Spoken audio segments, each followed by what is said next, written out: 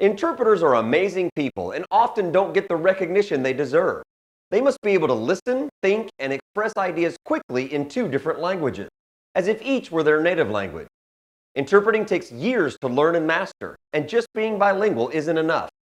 Most people in the general public have little knowledge or understanding of the men and women who dedicate their lives to perfecting this truly difficult activity.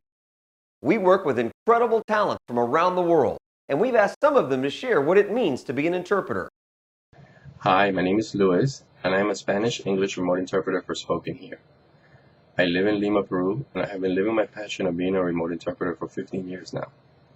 I do remote interpreting because being that bridge of communication between two people that otherwise would not be able to communicate and working from home is something that I treasure. Being an interpreter for Spoken Here gives me the flexibility I need to spend more quality time with my family. My typical weekday starts at around 6:30 in the morning when I take my dogs for a walk. I make myself some breakfast and set up to start taking calls. I take breaks from time to time to eat, spend some family time, and again, walk my dogs, which I do about 3 times a day.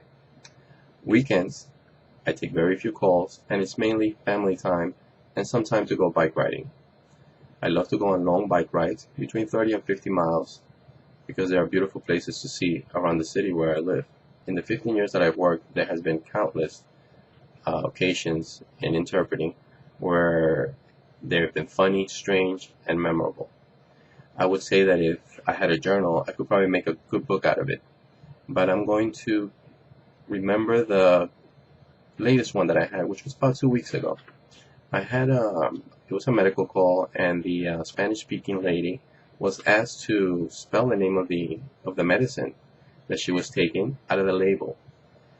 The lady goes on to spell E, V as in Victor, E, R, Y. And when I read it back to the client goes, "Interpreter, you just spelled every." So I had to say, "Ma'am, this is the interpreter. That is what the Spanish speaker spelled." During the course of the call, we figured out that the name of the medicine that she was taking was hydrochlorothiazide, which it made sense at that time why she only spelled out every. And that was one of the funniest things that happened to me in the past 2 weeks. I have always been a people person since I had my first job at the age of 13 delivering coupon books for the local Key Food in the neighborhood I lived in Jamaica, Queens. Since then, I've had many jobs, and I have over 15 years of management experience in fast food, and I love being a bilingual and helping people. And working in Spoken Here helps me to accomplish that on a daily basis. Spoken Here, building better relationships worldwide.